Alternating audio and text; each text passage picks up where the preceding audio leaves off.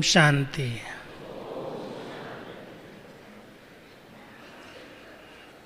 बाबा ने हम सबको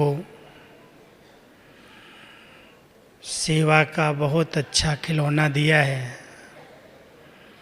ब्राह्मण आत्माएं दिन रात सेवा में बिजी रहती हैं और सेवा के नए नए साधन भी समय अनुसार निकलते रहते हैं। तो आप सभी ने अभी सेवा का साधन देखा। लाइट एंड साउंड के रूप में बाबा की जीवन कहानी संक्षिप्त रूप में आपके सामने रखी गई।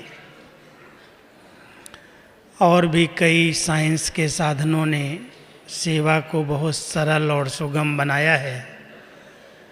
चारों तरफ देश और विदेश में सभी बाबा के बच्चे दिन रात सेवा सेवा सेवा, सेवा के बिना चैन नहीं। लेकिन सेवा सफलता संपन्न हो, निर्विघ्न स्थिति रहे, आज इसी विषय को लेकर के आपके सामने कुछ विचार रखूंगा। क्योंकि जितना बड़ा सेवाओं का विस्तार होता जाता, उतनी नई नई प्रकार की समस्याएं कहें, विघ्न हम सब के सामने आते। अगर जरा भी स्थिति नीचे ऊपर होती है तो सेवा की बजाय कई स्थानों पर डिसर्विस शुरू हो जाती है। इसलिए बाबा ने हम सबको सफलता संपन्न सेवा के लिए कुछ महामंत्र दिए हैं। और वो महामंत्र अगर सभी ब्राह्मण निमित्त टीचर्स बहनें अथवा भाई ध्यान पर रखते हैं तो सेवाओं में बहुत अच्छी सफलता और हमारी उन्नति समाई हुई है। इसलिए सबसे पहली बात है, अगर सचमुच कोई सेवाओं में सफल होना चाहता है तो उसका एक ही महामंत्र है, संगठन की एकता। अगर एक सेवा केंद्र अपनी सेवाएं दे रहा है और विस्तार होते होते एक ही शहर के अंदर 4-5 सेवा केंद्र खुल जाते हैं और वो चारों पांचों सेवा केंद्रों की एकता अगर नहीं होती, कोई भी कारण से आपसी मनमुटाव या सेवाओं में रेस करते करते तेरा मेरा, ईर्ष्या द्वेष, कई प्रकार की भावनाएं अगर उत्पन्न होती हैं तो एक तरफ हम बाबा की सेवा के लिए निमित्त बनते और दूसरी तरफ कई प्रकार के विघ्न उत्पन्न हो जाते हैं। बाबा को प्रत्यक्ष करने वाले, जिनके दिल में बाबा बसता है, जिनका लक्ष्य है कि हमें सेवा के द्वारा बाबा को प्रत्यक्ष करना है, वो कहीं न कहीं अपने रास्ते से भटक जाते हैं। इसलिए सबसे ज़रूरी है सेवाओं में हम सब के विचारों की एकता। विस्तार तो होना ही है, बाबा ने उसका तो वरदान दिया है कि जितने सेवा केंद्र खोलेंगे उतने कम पड़ेंगे। एक दिन आएगा जो आपके गली गली में सेवा केंद्र या उप सेवा केंद्र या गीता पाठशालाएं खुलती जाएंगी। लेकिन उसके बीच में हमारे अंदर मतभेद और मनभेद न हो, उस पर ध्यान देने की आवश्यकता है। नहीं तो लोग भी यही नोट करने लगते हैं कि यहाँ पर भी क्या ऐसी कोई अलग अलग लोगों की पार्टी है। हम सब बाबा के बच्चे एक मत, एक धर्म, एक राज्य की स्थापना करने के लिए निमित्त हैं। इसलिए हर एक को इस बात पर विशेष अंडरलाइन देना है, कुछ भी हो बाबा ने हम सबको निमित्त और निर्माण रहना सिखाया है।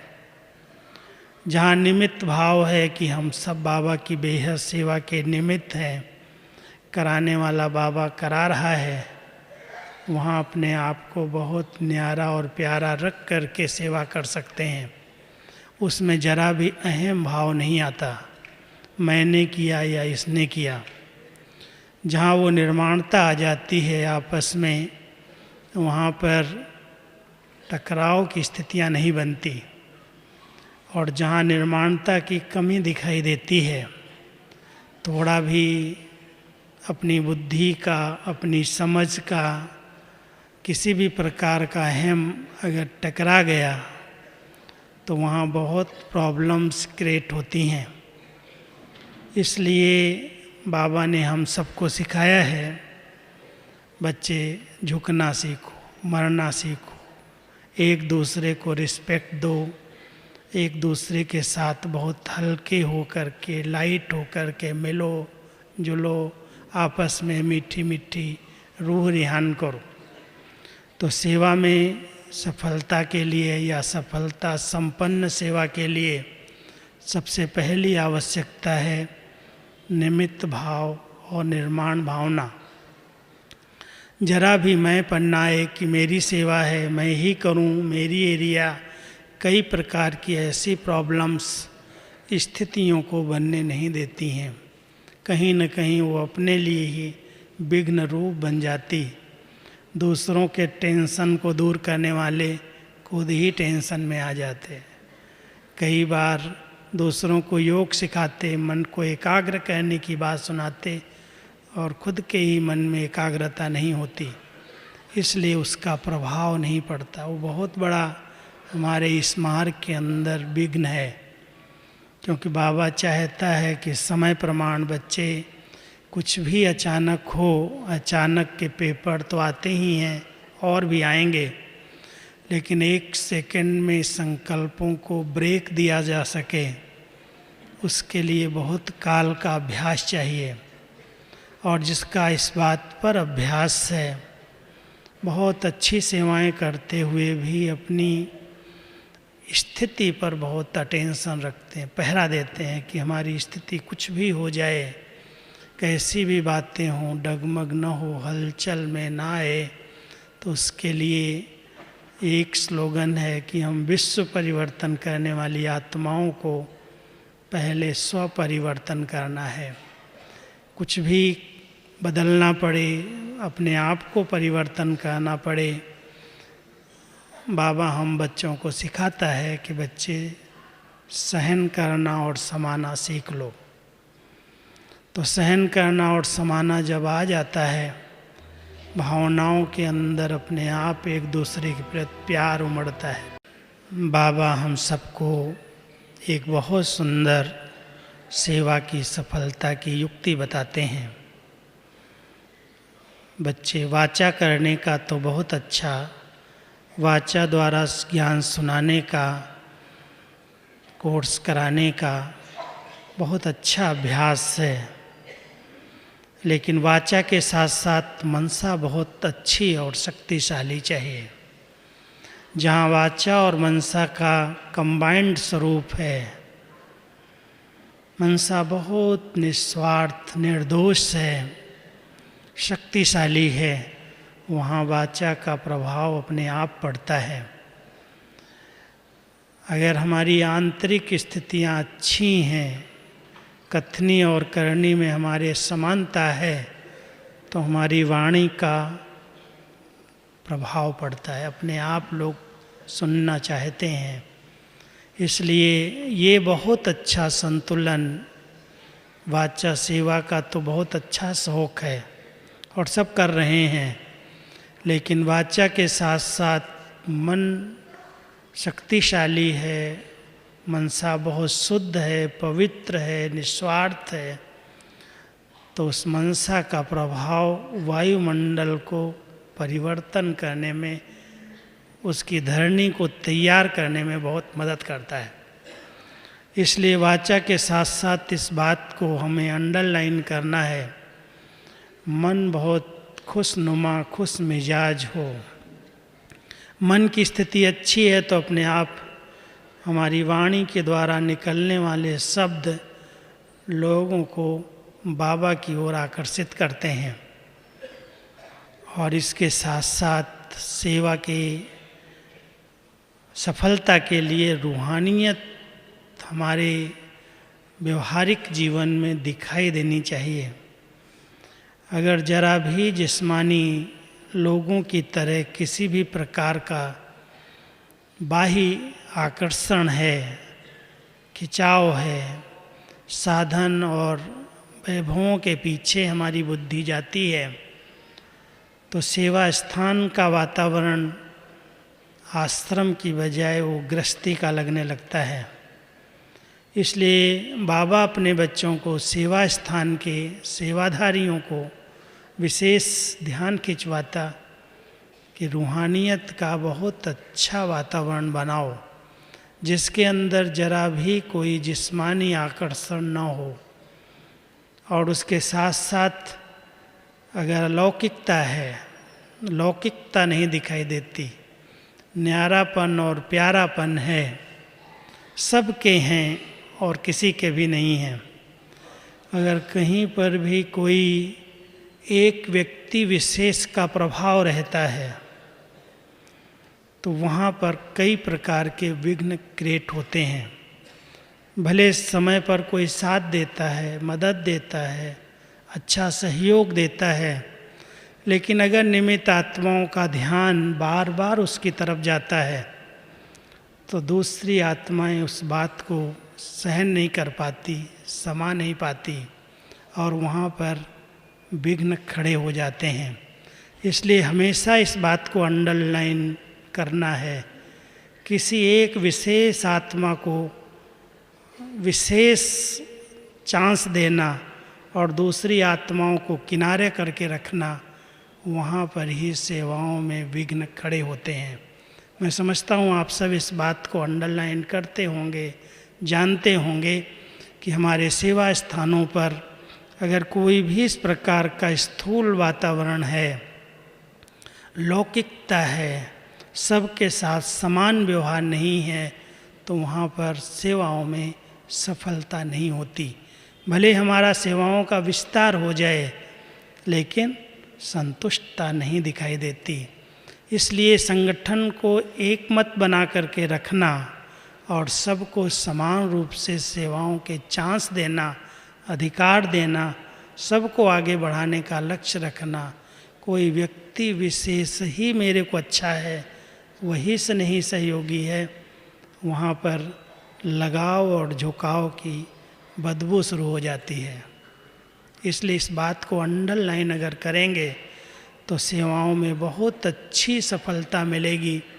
दादी जी ने हम सबको एक बात सिखाई, हमारा यज्ञ जो इतना विस्तार को पाया, इतनी सेवाएं जो वृद्धि को पाई, उसके पीछे एक बहुत सूक्ष्म, बहुत गहरा राज मैंने नोट किया है।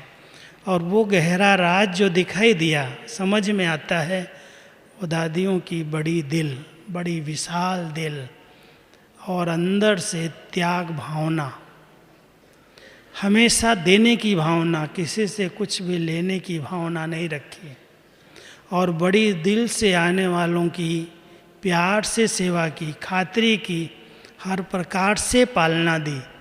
मैं तो दादियों के समीप रह कर के देखता हूँ कि कभी भी उनसे रिटर्न की अपेक्षा नहीं रखती कि मैंने इतना किया, मैं इसको इतना दे रही हूँ तो इसको भी कुछ करना चाहिए। लेकिन एक अंदर की जो उनकी एक निस्वार्थ सेवा भावना है, देने की भावना है, आगे बढ़ाने की भावना है, बड़ी दिल है, विशाल दिल है, उसके कारण सेवाओं में बहुत सफलता हुई है, हो रही है और उसके कारण ही इतना हम विस्तार देख रहे हैं। साथ साथ हम सब बाबा के बच्चे जितना आपस में एक दूसरे को सम्मान देते हैं, समझ के चलते हैं, मिल कर के चलते हैं, एक दूसरे के साथ बहुत समीप व्यवहार रखते हैं, उतना सेवाएं सफल होती हैं। लेकिन चलते चलते स्थितियां जो नीचे ऊपर हो रही हैं, क्योंकि कलयुग का अंतिम समय है, हम आप सब जानते हैं, जो भी हमने इस चक्र के अंदर आत्माओं के साथ पार्ट बजाते बजाते हिसाब किताब बनाए हैं, उनको इस अंतिम जन्म में किसी न किसी रूप में चुकतू भी करना है।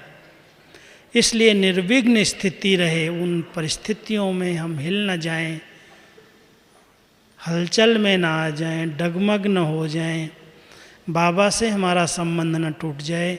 उसके लिए मैं आपके आगे कुछ बातें रखता हूँ, अंडरलाइन करना, क्योंकि समय हम सबको इस बात की ओर इशारा कर रहा है कि आगे चल कर के और भी नए नए प्रकार के विघ्न आएंगे, जिन विघ्नों को आपने कभी सोचा भी नहीं होगा।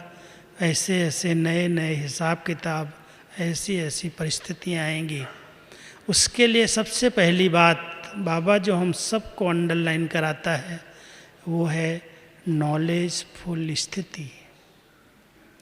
वैसे भी आपने देखा होगा श्री गणेश को विद्यापति विघ्न विनाशक कहा जाता है, और उस विघ्न विनाशक की नॉलेजफुल स्थिति आने वाले विघ्नों को दूर से ही भांप लेती है, परख लेती है। हम सब बाबा के बच्चे, जिनको बाबा इतना नॉलेजफुल अपने समान बना रहा है, उसके अंदर कभी भी कोई भी दृश्य को देख करके क्यों, क्या, कैसे मन में प्रश्नों की उलझन नहीं उठनी चाहिए। नॉलेजफुल आत्माएं कभी प्रश्नों में उलझती नहीं हैं। उसमें पार होने के लिए कुछ न कुछ उनकी बुद्धि में टचिंग आती है, और उस टचिंग के आधार से अपने आप को सेफ कर लेती हैं। इसलिए जो विद्यापति का, श्री गणेश का आकार बनाया गया है, उसकी बहुत सी विशेषताएं हैं। आप देखेंगे कि श्री गणेश के सामने मुख पर सूंड का प्रतिबिंब, सूंड लगाई गई है, और वो है परखने की बहुत बड़ी शक्ति। दूर से ही वो सूंघ कर परख लेता है कि क्या होने वाला है। और ऐसी कोई भी बात है तो कहते हैं उसका पेट बड़ा है, पचा लेता है, समा लेता है, वर्णन चिंतन नहीं करता है। कान भी बड़े बड़े हैं, कोई भी बात आती है तो ऐसे कानों से भी दूर पका देता है, पंखे का काम करते हैं। लेकिन कहा जाता है कि अगर उसके कान में चींटी चली गई तो बेहोश भी कर देता है। तो ये भी बहुत ध्यान रखना है कि बहुत सारी बातें जब संगठन बढ़ता है, आगे बढ़ते हैं, तो ईर्ष्या, द्वेष, नफरत, कई प्रकार की ऐसी आपसी संस्कारों की उत्पत्ति से एक दूसरे के कानों में कोई न कोई व्यर्थ और नेगेटिव बात डालने का प्रयास करते हैं। और अगर वो कान के अंदर आपने ले ली, वो चली गई अंदर बात, तो स्थिति कभी भी निर्विघ्न नहीं रह सकती। अगर निर्विघ्न स्थिति बनानी है तो चींटी को पैर के नीचे कुचलना है, उसकी परवाह नहीं करनी है, उसको सुन करके अपने माथे को गर्म नहीं करना है। बहुत सारे लोग जो अंदर ही अंदर डिस्टर्ब होते हैं, उसका एक कारण है, बाबा बड़े रमणीकता से सुनाता है कि कईयों की आदत होती है इधर की बात उधर सुनाने की, जिसको मुरली में एक शब्द आता है धूती पने की आदत, मंत्रा वाली, ईर्ष्या वाली आदत। अगर कोई से भी थोड़ी सी भी ईर्ष्या होती है, कोई किसी को आगे बढ़ता हुआ नहीं देख पाता, तो एक रमणीक बात सुनाता हूँ बाबा की मुरली की। वैसे बहुत ध्यान जाता है बाबा की मुरली पर, लेकिन कभी कभी मैं कहता हूँ ब्राह्मणों के अंदर इस पर चिंतन चलना चाहिए। 7-8 दिन पहले मुरली में आया कि कई मेरे बच्चे अभी भी केकड़े के समान हैं। आया था ना, केकड़ा। और जब ऐसा शब्द आता है तो लोग कहते हैं बाबा भी ऐसी भाषा का प्रयोग करता है। हमसे प्रश्न पूछते हैं क्यों बाबा ने ऐसे शब्द का प्रयोग किया। तो मैं इसका अर्थ सुनाना चाहता हूँ। कहते हैं वो केकड़े की 8 टांगें होती हैं। बाबा जिस रास्ते पर चलाना चाहता है, अगर वो बच्चा उस रास्ते पर नहीं चल रहा है, एक टांग इधर एक टांग इधर, कभी इधर जाता कभी इधर जाता, मन से बुद्धि से भटकता रहता है, श्रीमत के मार्ग पर नहीं चलता है, तो बाबा उसको कह देता है तो केकड़ा है। दूसरी बात केकड़े के लिए कहते हैं कि एक बार एक प्रदर्शनी लगाई गई, हर देश के केकड़े मंगाए गए, तो सब देशों वाले अपने अपने देश के केकड़े लेकर के जब पहुँचे तो सब ने उनको बहुत अच्छी पैकिंग की हुई थी, डब्बों में बंद करके ले आए। लेकिन भारत का एक भाई लेके गया तो उसने उस डब्बे को खुला रखा। तो बोला, अरे भाई इतनी दूर से तुम लेके आया है, सागर से क्रॉस करके आया है, ये केकड़े तो पानी को देख के कूद जाते। बोला नहीं, ये तो इंडिया के केकड़े हैं। बोला इसकी क्या विशेषता है? बोला इसकी विशेषता ये है कि अगर एक ऊपर चढ़ेगा तो दूसरा उसकी टांग पकड़ के खींच लेगा।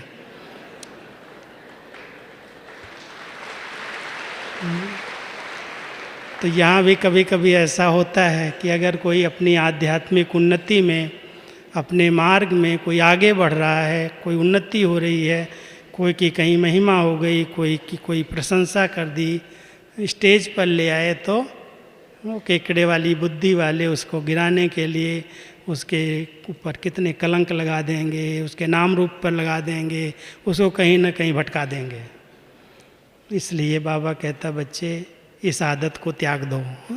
बाबा के दरबार में आके अगर कोई भी ऐसी आदत हो तो यहाँ से प्रतिज्ञा करके जाना कि बाबा मैं तो आपके ही मार्ग पर चलने वाला, सीधे रास्ते पर चलने वाला हूँ, इधर इधर चलने वाला केकड़ा नहीं हूँ। ठीक है।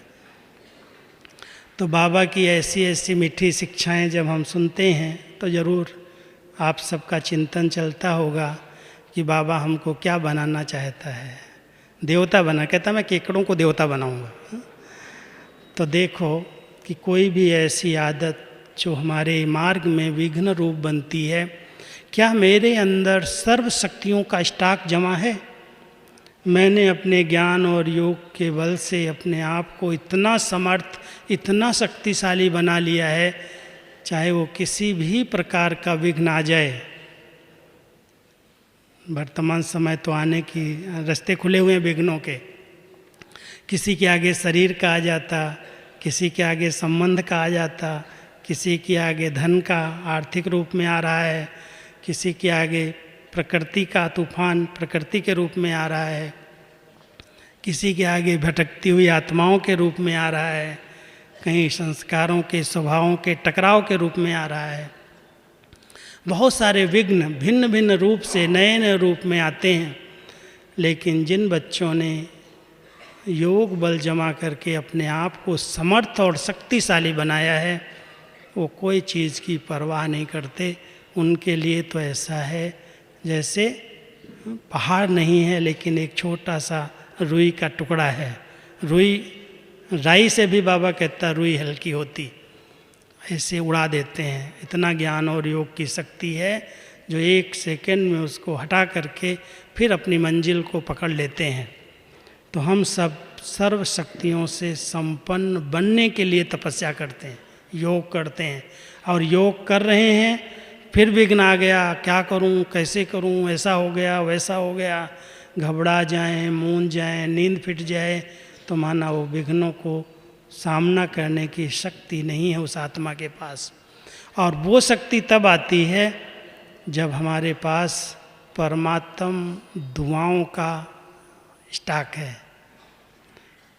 सब बाबा के बच्चों को एक बात बहुत ध्यान रखनी है, परिवार की दुआएं तो साथ देती ही हैं, मदद करती ही हैं, लेकिन संगम युग पर हम सबको ये बहुत ऊंचा भाग्य है कि हमें भगवान की दुआएं मिल रही हैं। हम परमात्म दुआओं की अधिकारी आत्माएं हैं, लेकिन उनको ही दुआएं मिलती जो बहुत सच्चे, सपूत, आज्ञाकारी, आजा दादी कहते हैं सच्चे, साफ, सादे, ईमानदार हैं। बाबा की दिल से दुआएं मिलती। बहुत सपूत बच्चा है, बहुत आज्ञाकारी बच्चा है, कोई ऊपर से दुआएं ऐसे नहीं दे रहा है, लेकिन बहुत अच्छा बच्चा है, बहुत विशेष आत्मा है। ऐसी बाबा की जो शुभ आशाएं हैं, जो शुभ हमारे प्रति आशीर्वाद के शब्द हैं, वही दुआओं का काम करते हैं। और कोई छोटी मोटी बातें आती हैं वो ऐसे पार हो जाती, कोई बड़ी बात है ही नहीं।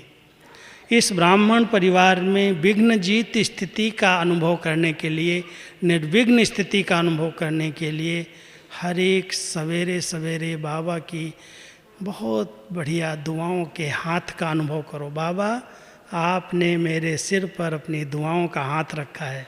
क्या करेगी माया, क्या करेंगे विघ्न, क्या कोई कर सकता है जब बाबा की दुआओं का हाथ है। लेकिन उनके ऊपर है जो बाबा के सपूत बच्चे हैं, आज्ञाकारी बच्चे हैं, ईमानदार बच्चे हैं, सच्चे हैं, साफ हैं। बाबा की दुआओं का उन पर हाथ है। उनको कोई विघ्न उनकी स्थिति को बिगाड़ नहीं सकता है। तो ध्यान देना, दुआओं का हाथ सदा बाबा का हमारे मस्तिष्क पर रहना चाहिए। और चौथी बात है, हम कोई भी बातों के विस्तार में न जाएं।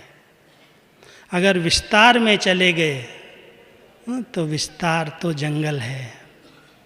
इसलिए बाबा हम बच्चों को कहता है, देखो आपकी यादगार के अंदर कहते हैं, अर्जुन को जब कहा गया कि मछली की आँख और आँख के भी उस पर पुतली पर तीर मारना है, तब आपको ये द्रौपदी मिलेगी। तो कहते हैं अर्जुन के पूछा गया तुमको क्या दिखाई देता है, तो बोला मुझे वही दिखाई देती और कुछ नहीं दिखाई देता। विस्तार जो था, मछली का विस्तार उसने नहीं देखा, सिर्फ उसका ध्यान, उसका लक्ष्य अपनी गोल की तरफ था। हम सबको भी बाबा कहता है बहुत सारी बातें हैं विस्तार की, होंगी, दिखाई देंगी, लेकिन उनको देखते हुए भी नहीं देखना, लक्ष्य की ओर देखो। हमें अगर देवता बनना है, इस ब्राह्मण जीवन में फरिश्ता स्थिति का अनुभव करना है, भविष्य पद है देवपद, संगम युग पर ब्राह्मण सो फरिश्ता बनने वाली आत्माओं को कोई भी प्रकार का तेरे मेरे का बोझ नहीं लेना है।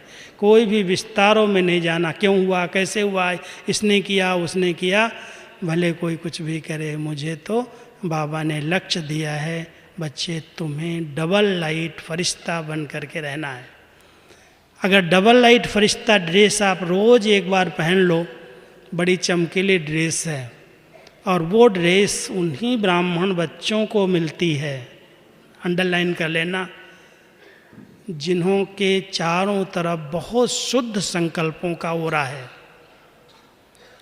कोई भी व्यर्थ और नेगेटिव कुछ भी दिखाई दे, सुनाई दे, उस पर ध्यान न दे करके जो आत्माएं, जो ब्राह्मण बच्चे, सब बाबा बैठा है, करण करावनहार बाबा है, उसका कार्य है मुझे अपने आप को बहुत हल्का रखना है। बन जाएगी डबल लाइट स्टेज। और जो डबल लाइट स्टेज में रहते हैं वो सहज बाबा के साथ कंबाइंड हो सकते हैं। ऐसे नहीं कंबाइंड होंगे, बाबा भले हमको कह देता है बच्चे तुम कंबाइंड रहो, और हम समझते हैं, ये बार बार याद करते हैं हम तो बाबा के साथ कंबाइंड हैं। लेकिन एक बार रमणीक मुरली बाबा की चली थी कि बच्चे अगर जोड़ी भी होती ना तो समान अच्छी लगती है।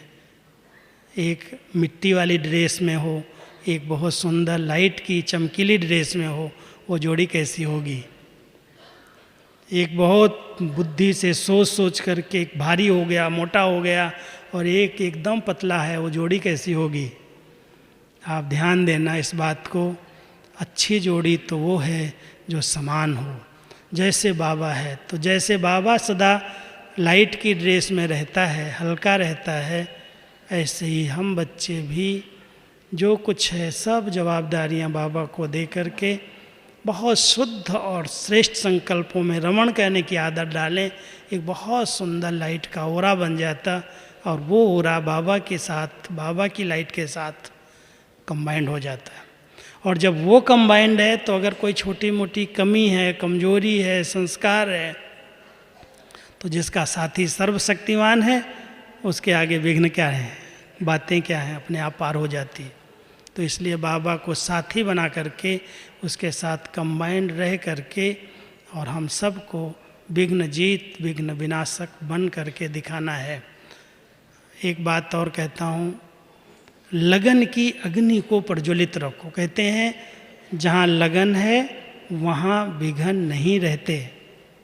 अगर बार बार किसी के जीवन में कोई विघ्न आ रहे हैं, छोटे मोटे किसी न किसी रूप में उलझा रहे हैं, परेशान कर रहे हैं, तो अपने लगन को चेक करो। लगन माना बहुत जिगरी प्यार, और जिसका बाबा से सच्चे दिल का प्यार है और उस प्यार में समाना सीखता है, कोई भी उसको बांध नहीं सकता, कोई विघ्न नहीं डाल सकता, कोई रुकावट उसको रोक नहीं सकती, क्योंकि लगन अग्नि का काम करती है और अग्नि में विघ्न भस्म हो जाते हैं, जल जाते हैं। इसलिए लगन को बढ़ाओ। अगर लगन बाबा के साथ लगी हुई है, बातें आएंगी, अपने आप कहेंगे ये तो बहुत छोटी बात है। बाबा कहता बच्चे, कई मेरे बच्चों की एक आदत है, सोच सोच करके उस विघ्न को बहुत बड़ा रूप बना देते। सोचने की इतनी आदत है, और कई हैं डोंट केयर, आई है बात चली जाएगी। इसलिए ध्यान रखना, कोई तिल को ताड़ नहीं बनाना, छोटी सी बात को बहुत बड़ा नहीं बनाना। बाबा की शक्ति को साथ रख करके, बाबा के प्यार की अग्नि से, लगन की अग्नि से उस विघ्न को एकदम बिंदी लगा दो, समाप्त कर दो। समाप्त हो जाएगा। अगर सोचोगे और दूसरों के आगे वर्णन करोगे तो वही आपके आगे कभी कभी पहाड़ बन करके आ जाएगा। इसलिए अधिक सोचने की ज़रूरत नहीं है। अगर है भी, मान लो कोई ऐसा संस्कारों का विघ्न है, स्वभावों का विघ्न है, भटकती हुई आत्माओं का विघ्न है, कोई परवश आत्माएं हमारे साथ हैं, तो ऐसी आत्माओं के लिए बाबा ने बहुत अच्छी हम बच्चों को विधि बताई है। बच्चे कुछ समय मनसा सेवा करो, योग बल को प्रयोग करो। सिर्फ योग जमा नहीं करो, सिर्फ योग लगाओ नहीं, लगाने वाले योगी नहीं बनो, लेकिन योग की शक्तियों को एकाग्र हो करके, पहले बाबा की शक्ति तो खुद पर आए तब तो हम प्रयोग करेंगे। खुद पर ही नहीं ले रहे हैं तो प्रयोग कैसे करेंगे। और प्रयोग करने की बड़ी सरल विधि बाबा ने सुनाई है। जैसे बच्चे साफ कांच के ऊपर अगर सूर्य की किरणें एकाग्र होती और उस कांच के द्वारा रिफ्लेक्ट होती हैं, तो जिधर वो एकाग्र हो करके रिफ्लेक्ट हो करके पड़ती हैं, वहाँ अग्नि पैदा कर देते। सूर्य ऐसे डायरेक्ट कहीं पर अग्नि नहीं पैदा करता, लेकिन अगर वो एकाग्र कांच के थ्रू हो गया तो वहाँ पर अग्नि पैदा कर देगा। ऐसे ही अगर कोई भी रुकावटें हैं, कोई भी विघ्न हैं, कोई भी कमज़ोर संस्कार हैं, कोई भी पुरानी आदतें हैं, उनको अगर हम समाप्त करना चाहते हैं तो बहुत सुंदर विधि है। पहले तो अपने इस मन बुद्धि के कांच को बहुत साफ कर लो, बहुत शुद्ध बनाओ। कोई के प्रति कोई बातें नहीं, इसने ये किया, उसने वो किया, कोई ने कुछ भी किया। मैं अपने इस बुद्धि के कांच को मैला नहीं करूँगा, इसमें कोई भी प्रकार की व्यर्थ बातों को नहीं इकट्ठा करूँगा, किचड़े को इकट्ठा नहीं करूँ। दादी जी, गुलजार दादी हमें बहुत रमणीकता से कहती हैं, अरे सब लोग दिल में अपने बाबा को बिठा लो, दिल में दिलाराम को बिठा लो। लेकिन दिल में दिलाराम कब बैठेगा? अगर दिल के अंदर किचड़ा भरा हुआ है, गंदगी भरी हुई है, व्यर्थ बातें भरी हुई हैं, तो वो आएगा आपके पास, बैठेगा आकर के। आपको भी कोई गंदे स्थान पर बिठाए, बैठेंगे? कहेंगे यहाँ तो बदबू है, यहाँ तो ठीक नहीं है, यहाँ तो अच्छा नहीं लगता। बाबा को बिठाना है इस दिल में। तो इसलिए अगर उसकी किरणों को भी अनुभव करना है तो बहुत शुद्धता और एकाग्रता की ज़रूरत है। अगर मन बुद्धि शुद्ध है, पवित्र है, स्वच्छ है, निर्मल है, तो बाबा की शक्तियाँ आएंगी और वो एकाग्र हो गई, स्थिर हो गई, तो आप प्रयोग कर सकते हो। कहीं भी प्रयोग कर दो, अपने संस्कारों पर करो, शरीर की बीमारियों पर करो। कोई भी प्रकार का विघ्न है, कोई आपके मार्ग में रुकावट डालता है, आपकी स्थिति को बनाने में कोई बहुत परेशान करता, बनने नहीं दे रहा है, कुछ समय मन की एकाग्रता के आधार से बाबा की किरणें को लेकर के सकाश दे दो। बस कुछ दिन प्रयोग करो। कुछ होते हैं कड़े हिसाब किताब, टाइम लग सकता है, लेकिन छोड़ो नहीं, ये विधि है, यथार्थ विधि। बाबा कहता है, हे मेरे बच्चे, तुम सिद्धि स्वरूप बच्चे हो, लेकिन सिद्धियों को प्राप्त करने के लिए विधि है। ये रिद्धि सिद्धि नहीं है, ये चमत्कार नहीं है, विधि से सिद्धि है। अगर विधि यथार्थ है, और यथार्थ विधि आप सब रोज बाबा की मुरली के अंदर सुनते हो। यथार्थ विधि ये है, कुछ सेकंड के लिए इस देह से डिटैच हो जाओ, अपने आत्मिक स्वरूप में स्थित हो जाओ, और उस आत्मिक स्वरूप में, लाइट माइट स्वरूप में स्थित होते ही जब बाबा की किरणें आएंगी तो कोई ना कोई सफलता आपको दिखाई देगी। आप अनुभव करेंगे कि वो सिद्धियाँ अपने आप सामने आ रही हैं। संकल्प भी सिद्ध होंगे, बोल भी सिद्ध होंगे, कर्म भी सिद्ध होने लगेंगे, यदि विधि यथार्थ है तो। इसलिए विधि को बहुत अंडरलाइन करना, बिना विधि के सिद्धि नहीं। सेवाओं में सफलता का आधार है विधि पूर्वक चलना। और जो ब्राह्मण आत्माएं विधि को अंडरलाइन करती हैं, हर बात के लिए विधि है। भोजन बनाते हो, भोग लगाते हो, सेवा पड़ जाते हो, अगर उसकी लिस्ट बताऊंगा तो पूरी रात निकल जाएगी। बहुत विधियां बाबा ने बताई हैं। आप मुरलियों की अच्छी स्टडी करो, मुरलियों के अंदर हर बात की सिद्धि कैसे मिलेगी उसकी विधि है। और बाबा ने कोई भी बात को छोड़ा नहीं है। कोई कहे ये बात कैसे करूं, ये बात करूं, प्रश्नों का तो बहुत बड़ा जाल है, लेकिन हर प्रश्न का, हर समस्या का समाधान है। अगर समस्या है तो समाधान है, अगर प्रश्न उठ रहे हैं तो उसका उत्तर है। और वो उत्तर व्यक्तियों से लेंगे तो मूंझ जाएंगे। हमारे विचार अपने होंगे, हमारे अनुभव अपने होंगे, दूसरे से मिलकर के वही बात पूछेंगे, उसके विचार अपने होंगे, उसका अनुभव अपना होगा। और आप कहेंगे ये क्या, एक ही प्रश्न हमने 10 लोगों से पूछा, 10 ने उसका अलग अलग उत्तर दे दिया, तो कई आत्माएं इसमें भी उलझ जाती हैं। अब क्या है इसका सही उत्तर? और सही उत्तर मिलता है बाबा की मुरली में, और कहीं उत्तर नहीं है। इसलिए अगर कोई ऐसा प्रश्न मन में आए भी, बाबा को बहुत साक्षी होकर के सामने रखो, बाबा की मुरली उठा लो, उसी दिन की मुरली में उस बात का हल होगा। ये जादू मंत्र है बाबा की मुरली में। किया है अनुभव? ऐसा होता है? ऐसा अनुभव ऐसा होता है कि नहीं होता है? किसको किसको है? हाथ उठाओ। है? अच्छा, सब हाथ उठा रहे हैं, बहुत अच्छी बात है। तो फिर और क्या बताना है? फिर प्रश्न तो कोई है ही नहीं। कोई भी मन में किसी भी प्रकार का छोटा मोटा विघ्न है, कोई भी रुकावट है, बाबा को बहुत प्यार से कहो, बाबा इसका उत्तर बता दो, मैं क्या करूं? और कोई से पूछोगे तो उसका अपना विचार है, उसका अपना विचार है, और उसमें मूंझ जाओगे। इसलिए बाबा की मुरली से बाबा के साथ कनेक्शन जोड़ो, सीधा कनेक्शन, बिल्कुल क्लीन और क्लियर कनेक्शन, सच्चे दिल से बाबा को, और बाबा आपके प्रश्नों का उत्तर दे दे। मन के अंदर टचिंग आए और आप उसको कैच कर लो। कई बार बाबा कहता है, मैं बच्चों को टच तो करता हूँ लेकिन कैच ही नहीं करते, मैं क्या करूँ? क्योंकि वो अपनी बुद्धि को कहीं ना कहीं इंगेज रखते हैं। देखना, ये बुद्धि किसी भी बातों में इंगेज नहीं करो। सब बातें आएंगी, अति की ओर आएंगी, सब अति होने वाली कलयुग के अंत के पहले।